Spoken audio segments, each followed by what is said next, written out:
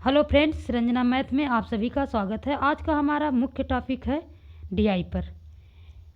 What is data interpretation, क्या है, इसे कैसे सॉल्व किया जाता है और इन पर आधारित प्रश्न कैसे आते हैं, आज हम इन्हीं सब के बारे में जानेंगे। पहले ये जान लेते हैं डेटा होता क्या है।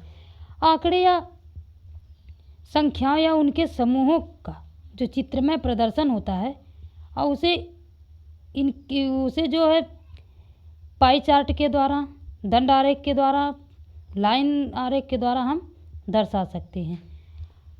और इसमें जो है डेटा में जो सूचना के गुण होते हैं, इसमें अर्थपूर्णता होनी चाहिए, शुद्धता होनी चाहिए, यथार्थता होना चाहिए, पूर्व जानकारी में सुधार तथा यथासंभव जो निरंतरता होनी चाहिए, समसामयिकता पर जानकारी होनी चाहिए आदि। इन सब तथ्यों पर जानकारी होनी चाहिए। आइए देख लेते हैं डेटा कितने प्रकार का होता है। डेटा जो है मुख्य रूप से तो 4 प्रकार का होता है, लेकिन ये कई प्रकार का होता है। मुख्य रूप से जो है 4 प्रकार का होता है। सारणी, रेखा सारणी यानी टेबुलेशन, रेखाचित्र, लाइन आरेख, दंड आरेख, बार डायग्राम और पाई आरेख, पाई डायग्राम। अब जो है सबसे पहले हम सारणियन को जानेंगे, क्योंकि एनटीए नेट जो है इस समय डेटा पूछने की इसकी प्रकृति जो है अधिक से अधिक सारणियन पर ही पूछ रहा है। इसके सवाल जो सारणियन से ही आ रहे हैं। रेखा चित्र, दंड आरेख, पाई आरेख, ये सब जो है बहुत पहले पूछा करता था, 2018 के पहले ही। अब तब से जो है सारणियन पर ही पूछता है। तो सबसे पहले हम सारणियन को देखते हैं। अब सारणियन में जो है यह जो है आंकड़ा का प्रस्तुतीकरण की सबसे सरल विधि है। इसमें जो है आंकड़ों को स्तंभों, जैसे ये स्तंभ हुआ, ये स्तंभ है, स्तंभ और पंक्ति, इसे हम पंक्ति कहते हैं। ये पंक्ति है। इसे जो स्तंभ और पंक्ति के द्वारा क्रमबद्ध रूप से व्यवस्थित किया जाता है। अब रेखा चित्र यानी लाइन ग्राफ जो है, लाइन ग्राफ ये जो है आंकड़ों को विशिष्टता के रूप से स्पष्ट करता है। अब इसे कैसे दर्शाया जाता है, ये हो कैसे, अब जैसे एक तरफ हम लाभ को लिख दे रहे हैं, दूसरी तरफ इस तरह से करके इनको, अब इसी पर जैसे किस वर्ष कितनी लाभ हुई या कितना हानि हुई, इस तरह से हम उसको दर्शाते हैं। फिर इसके बाद बार दंड आरेख यानी बार डायग्राम। अब बार डायग्राम को जो है इस तरह से दर्शाते हैं। मान लीजिए हम इसको वाई अक्ष मान लें और इसको एक्स अक्ष, ठीक। अब इस पर जो है दंड बना दें। इसमें हम वर्षा को भी दर्शा सकते हैं, उत्पादन को भी दर्शा सकते हैं। मतलब किसी भी तथ्य को हमें अगर किसी भी, चाहे वो उत्पादन से संबंधित हो, वर्षा से संबंधित हो, चाहे जिससे संबंधित हो, हम दंड आरेख के माध्यम से ये दर्शा सकते हैं। अब पाई आरेख, पाई आरेख जो है इसे हम वृत्त के द्वारा दर्शाते हैं, जैसे वृत्त के द्वारा। अब एक वृत्त बना दिए। अब मान लीजिए ये अमेरिका का उत्पादन हो गया, यूएसए, और यहाँ जो है रसिया, रूस का, ठीक। इतने में जो है भारत है, पाकिस्तान, नेपाल, यूके, तमाम देशों के हम उत्पादन क्षमता को दर्शा सकते हैं। अब इसके कुछ महत्वपूर्ण पॉइंट हैं, आइए उनको जान लेते हैं। महत्वपूर्ण लिंक में जो है डीआई के प्रकृति को, अगर डेटा दिया गया है तो हमें सबसे पहले उसमें क्या दिया गया है उसको समझ लेना चाहिए, तब उस पर आधारित जो प्रश्न हैं उनका उत्तर देना चाहिए। उसी तरह से सारणी जो है, सारणी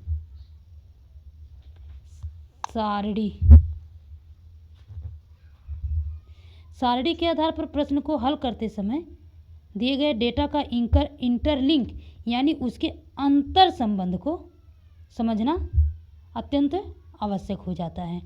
फिर इसके बाद ग्राफ जो है, ग्राफ को समझ लेना। ग्राफ को छोटे छोटे पॉइंट में डिवाइड कर लेना चाहिए। ये नहीं ग्राफ जो एक पैरा का होना चाहिए, इसे जो छोटे छोटे पॉइंट में डिवाइड करके समझना चाहिए। अगर हम इस तरह से ग्राफ को समझते हैं तो हमें इस ग्राफ की जो है बेहतर समझ होगी। DI के गणना पर विशेष ध्यान। गणना पर विशेष ध्यान मतलब गणना में जो है हमें इसको सॉल्व करने के लिए जोड़ है, घटाव, गुना, भाग, ये सब बेसिक जानकारियाँ जो हैं हमें आनी चाहिए। अब इसके बाद इसको सॉल्व करने के जो है कुछ नियम हैं। जैसे प्रश्नों को हल करने के लिए कुछ अंकगणितीय गणनाएं हैं या अंकगणितीय तथ्य हैं, इसको जान लेना अत्यंत आवश्यक हो जाता है। अब इनके जो गणितीय में है प्रतिशत है, अनुपात, समानुपात, लाभ और हानि, प्रतिशत, वृद्धि या कमी है। अब जैसे प्रतिशत में दिया गया है, अगर 25% है, हमें इसको भिन्न में बदलना रहेगा तो हम इसे 25/100 कर सकते हैं। और उसी तरह से औसत है, अगर हमें औसत ज्ञात करना है तो सभी औसत बराबर होता है सभी संख्याओं का योग बटे कुल संख्या, यानी जितनी संख्याएं दी गई हैं उनके बटे जितनी संख्याएं हैं उनका नंबर लिख देना है। लाभ और हानि है, लाभ हानि आनी चाहिए, प्रतिशत वृद्धि या कमी, लाभ हानि पर कितनी प्रतिशत की वृद्धि हुई, कितनी कमी हुई, ये सब आना चाहिए। अब इन पर आधारित प्रश्न को भी देख लेते हैं। यहाँ पर जो है कुछ डेटा दिया गया है, जैसे विभिन्न वर्षों में 4 बैंकों द्वारा वितरित किए गए करोड़ रुपए में, इसमें जो ऋण राशि है वो करोड़ रुपए में दी गई है। अब यहाँ पर देख लेते हैं, एक तरफ वर्ष है और दूसरी तरफ बैंक है और यहाँ पर इन सभी का योग दिया गया है। अब इसमें जैसे 1995 से लेकर के 1998 तक है। अब ए में जो है 18 करोड़ फिर 23, 45, 30 इतने ऋण हैं। उसी तरह से बी में, सी, डी इसी तरह से सब में है। अब इन पर जो क्वेश्चन कैसे पूछा जाता है, चलिए इन्हें देख लेते हैं। अब जैसे दिया गया है, किस वर्ष में सभी बैंकों द्वारा कुल मिलाकर दी गई ऋण राशि उपरयुक्त वर्षों में दी गई औसत ऋण राशि के निकटतम थी। हमने अभी अभी बताया कि औसत की जो है औसत जानकारी होना बहुत ज़रूरी है। अब इसमें औसत बराबर क्या होता है, कुल संख्याओं का योग बटे कुल संख्या। तब इसमें सभी वर्ष, अब सभी वर्ष में दिया गया ऋण कितना है, अब 1995 से 98 तक जो है यहाँ से लेकर के यहाँ तक। अब हम इसको सॉल्व कैसे करते हैं, देखिए जैसे दिया 1900 वर्ष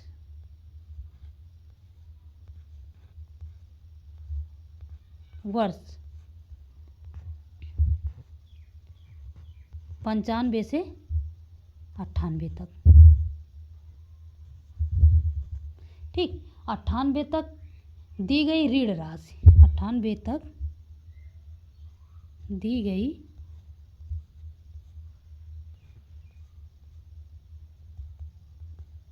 ऋण राशि जो है कितनी है, ऋण राशि बराबर 87 प्लस 104 प्लस 113 प्लस 120। औसत हमें ज्ञात करना है ऋण राशि का औसत। ठीक, बटे कितनी संख्या है 1 2 3 4 बटे 4। अब इनको जोड़ने पर आ गया 424 बटे 4 बराबर। अब इसको हम इससे डिवाइड कर देंगे। 4 एकम 4, फिर 2 अंक में भाग दे रहे हैं तो इसलिए यहाँ 0 बढ़ाएंगे। 4 6 24 कितना है 104 करोड़ रुपए। तो अब कितने के लगभग बराबर है? अगर 1996 में जो है 104 पूछा है तो फिर ये 1996 यानी 104 के लगभग बराबर है, निकटतम राशि। तो इसलिए इसका सही ऑप्शन बी है 1996। नेक्स्ट क्वेश्चन की ओर बढ़ते हैं। अब इसमें दिया है 1997 से 98 में, यानी 97 से जो है 98 में, 97 से 98 में सभी बैंकों द्वारा मिलाकर दी गई कुल ऋण राशि में वृद्धि का प्रतिशत क्या था? अब यहाँ पर क्या पूछा गया है? वृद्धि का प्रतिशत कितना था। तो पहले हम 1997 से जो है 98 में कितना ऋण लिया गया है बैंक से उसको देख लेते हैं। अब 1997 में जो है वर्ष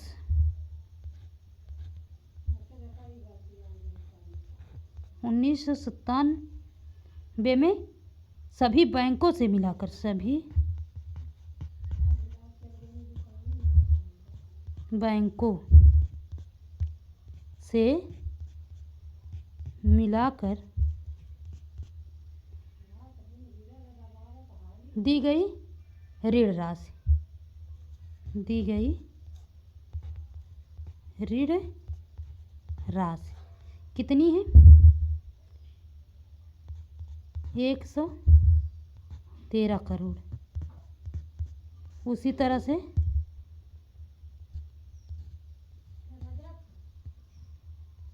1998 में जो थी कितनी थी? 120 करोड़, 120 करोड़। अब इसका हम प्रतिशत वृद्धि ज्ञात कर लेते हैं। इसलिए प्रतिशत वृद्धि बराबर, प्रतिशत वृद्धि बराबर जो है 120 माइनस 100, यानी बड़ी संख्या को छोटी से घटा लेते हैं बटे 113। हमें प्रतिशत ज्ञात करना है इसलिए गुणे 100।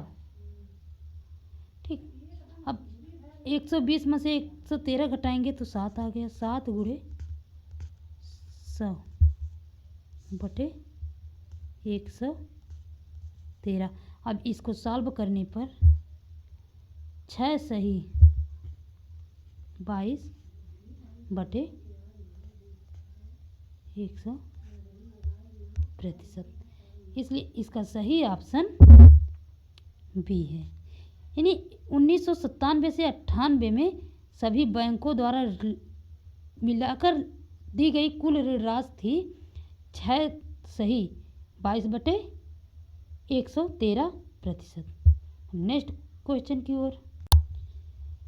नेक्स्ट क्वेश्चन में है किस वर्ष बैंक ए और बी द्वारा दी गई कुल ऋण राशि बैंक सी और डी द्वारा दी गई कुल ऋण राशि के ठीक बराबर थी।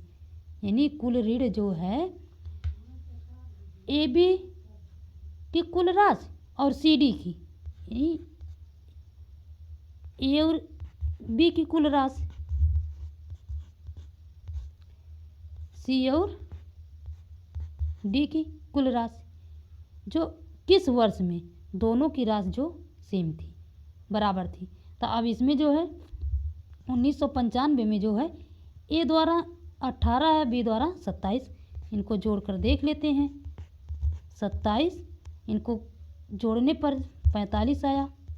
उसी तरह से सी और डी को, सी डी 29 प्लस 13 है, बराबर कितना आया, इसको जोड़ने पर 42। उसी तरह से 96 में जो है, 96 में 23 और 33 जोड़ेंगे तो 56 आ जाएगा। फिर इसके बाद 29 और 19 जोड़ने पर 48। इसी तरह से हम इनको भी जोड़ लेते हैं। 97 में जो है, 97 में 63 और 50, फिर 98 में, ये 97 का डेटा है, फिर 98 का जो है 71 है और 49। अब इन डेटा का जो जोड़ने पर या आकलन करने पर हमें ये मिला कि इसमें किसी भी वर्ष की संख्या जो है ए बी के बराबर सी डी नहीं है, या इसके नज़दीकी भी संख्या नहीं है। इसलिए इसका सही ऑप्शन डी है। इनमें से उपर्युक्त में से कोई नहीं। आज हम इसके एग्जाम्पल को देखें। कल हम जो है इसके कुछ क्वेश्चन को भी देखेंगे, पीवाई क्यू को।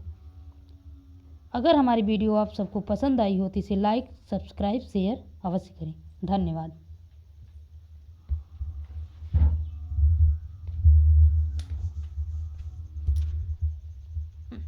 रोक होना है।